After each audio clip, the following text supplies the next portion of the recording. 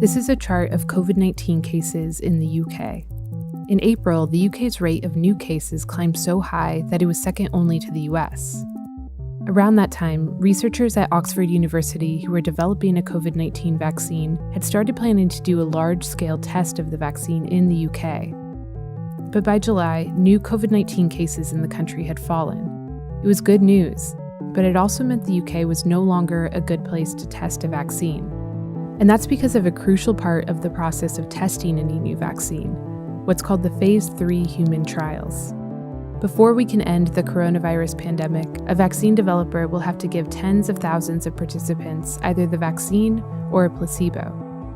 And then we wait, for months or possibly years, to see how many of each group eventually gets COVID-19, while the participants go about their lives, which right now probably means they're living under COVID-19 restrictions like wearing masks and staying at home. But until enough of those participants get sick, there won't be enough data on whether the vaccine is working. And in the meantime, thousands of people are dying of COVID-19 every day. That's why some people are starting to advocate a different, more controversial model. Instead of waiting for the coronavirus to eventually infect some of these people, what if we gave a group of willing volunteers the virus on purpose? I'm a young guy. I'm 23 years old. I'm relatively healthy. I have no pre-existing health conditions. I have no children, no dependents. It's really important that we do everything we can to speed up research and development.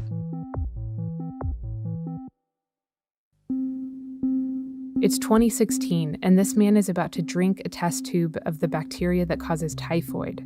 He's one of about 100 participants who deliberately infected themselves with it to test a new vaccine in the UK. In March 2016, I downed a shot of typhoid. Dinah was another participant. She was a PhD student who needed the money, but she also liked the idea of it. It was like, I'm helping to make this disease less deadly.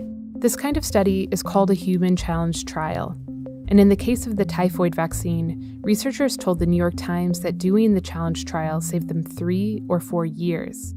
To put that in context, it helps to look at the bigger picture of how a vaccine normally gets developed. The first step in the process is to test a vaccine in a lab on either human cells or on animals, just to see if it causes any harm. This is called the preclinical phase. If it passes that test, it enters human trials. This is the longest and most important part. If it passes human trials, the vaccine gets licensed by regulators and can be manufactured and distributed to the public. Human trials typically have 3 phases, each one testing a larger and larger group of people. Phase 1 involves a very small group of people, maybe 50, and mainly tests if the vaccine is safe. Phase 2 usually involves a few hundred participants. This is where we start learning if the vaccine actually works. And then there's the final test, the Phase 3 trial. It's expensive, it takes time, it requires tens of thousands of volunteers, and it involves as broad a cross-section of participants as possible. The entire process of developing a vaccine usually takes around 10 years, but many COVID-19 vaccine developers are racing to compress this entire process into about a year and a half. One way they are doing this is to overlap the different phases, conducting several different trials at once, or to ramp up the manufacturing of a vaccine while it's still being tested so that if it works, it can be distributed right away. As of the making of this video, there were 166 COVID-19 vaccines in various stages of development. 24 vaccine candidates are already in the human trial phase, and 5 of them are already in Phase 3. For these leading candidates, a human challenge trial could save weeks or months by augmenting a Phase 3 trial that isn't getting data fast enough.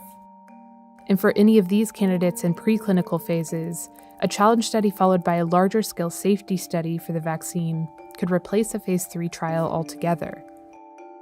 A challenge trial that successfully shrinks down this timeline could save thousands of lives.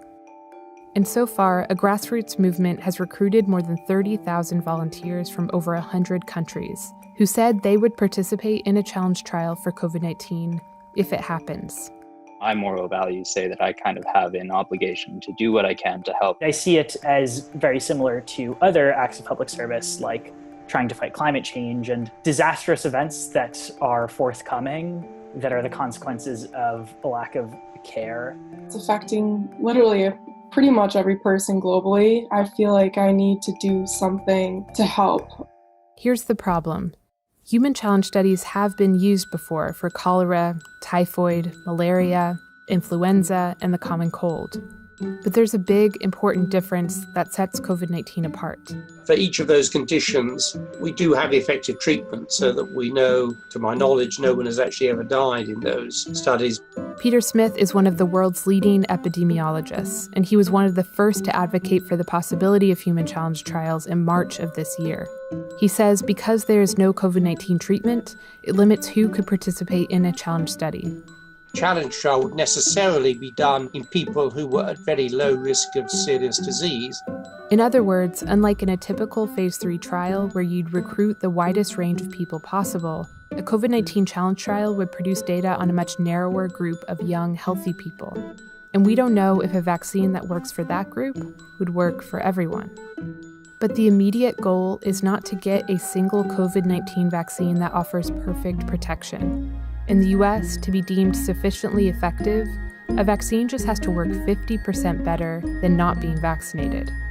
An imperfect vaccine could still slow the spread of the virus. The bigger issue with a COVID-19 challenge study is that there's no way to guarantee that it's actually safe for participants. On one hand, the risk of hospitalization for young people is relatively low, and a study of the outbreak in New York City suggests the risk of death for young people is as low as 0.01%. And advocates for COVID-19 challenge trials say that's a level of risk we already accept in similar situations. They point out it's even lower than the risk of fatality from donating a kidney. But any risk of harm or death at all would still set it way apart from any other challenge study. And the long-term risks of COVID-19 for those who recover are still almost entirely unknown. We emailed nearly all of the institutions who were reachable who are currently developing a vaccine to see whether they would consider human challenge trials. And none would go on the record saying they're considering it. But we know that at least one is seriously considering it. Developers of the Oxford University vaccine said that they hope to do challenge trials by the end of the year.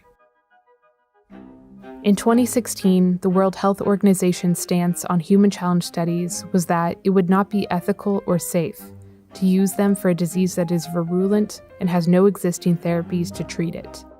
But in May of this year, they released new guidelines, saying that they could theoretically be considered if there was confidence that the potential benefits of SARS-CoV-2 challenge studies outweigh the risks.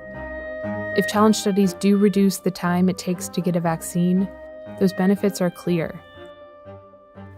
If the current leading candidates have quick, successful phase 3 trials, we may never need to do a challenge trial for COVID-19 at all. But if we do, it'll only be possible because there are people out there willing to take on this risk. It's worth it to me to save the lives of a countless number of people. I'm happy to take that small risk to myself and make things better for a lot of people. Feeling like I was doing nothing and just feeling miserable and demoralized to being like, okay, like I have something I can do here. Well, I'm a lot less at risk than my parents and grandparents are, and my moral imperative tells me I have to do it.